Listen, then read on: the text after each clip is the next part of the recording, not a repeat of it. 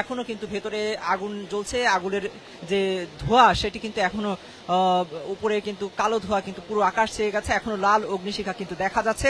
দর্শক, একটু আপনাদেরকে জানিয়ে রাখি যে আজকে দুপুর 2:30টার দিকে হযরত শাহজালাল আন্তর্জাতিক বিমানবন্দরের যে কার্গো হাউস রয়েছে সেই কার্গো হাউসে আগুন লেগে যায়। তাৎক্ষণিক কিন্তু খবর পেয়ে ফায়ার সার্ভিসের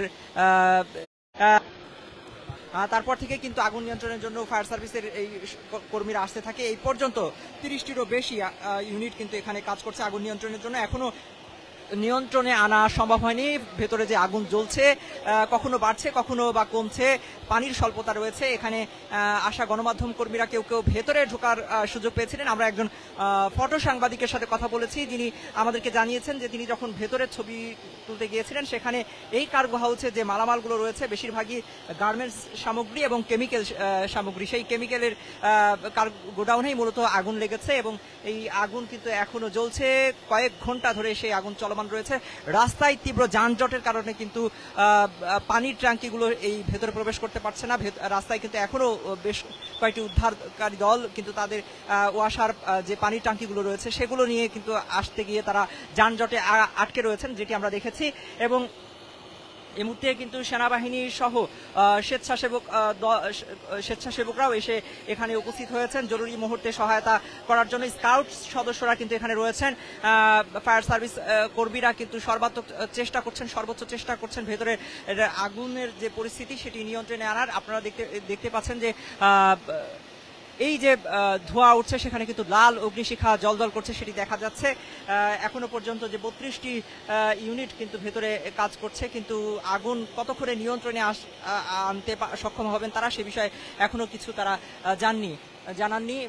ভেতরের যে পরিবেশ সেটি কিন্তু পুরো কালো ধোঁয়ায় এই এয়ারপোর্টের চারপাশ কিন্তু ছেয়ে গেছে। একটু যদি দেখায় আকাশের দিকে কালো ধোঁয়া কিন্তু এখনো দেখা যাচ্ছে।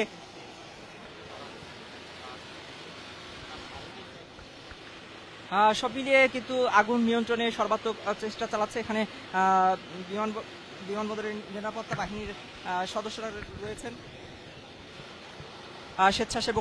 স্বেচ্ছাসেবকরাও কিন্তু এই উদ্ধার কার্যক্রমে অংশ নিয়েছেন। বিশেষ করে যেহেতু কেমিক্যাল গোডাউনে আগুন, একজন মালিকের উদ্ধৃতি দিয়ে একজন ফটো সাংবাদিক আমাদেরকে জানিয়েছেন যে যেই গার্মেন্টস সামগ্রী ভেতরে ছিল সেই সামগ্রীর একজন মালিকের সাথে তিনি কথা বলেছেন। তিনি যেটি জানিয়েছেন যে ভেতরে প্রবেশ করার পর তার যে গোডাউনটি ছিল সেই গোডাউনে মালামাল দেখে তিনি আসলে বাহিরে এসে আহাজারি করছিলেন, কান্নায় ভেঙে পড়ছিলেন। তার সবকিছু শেষ হয়ে গিয়েছে বলে তিনি কিন্তু আহাজারি করছিলেন।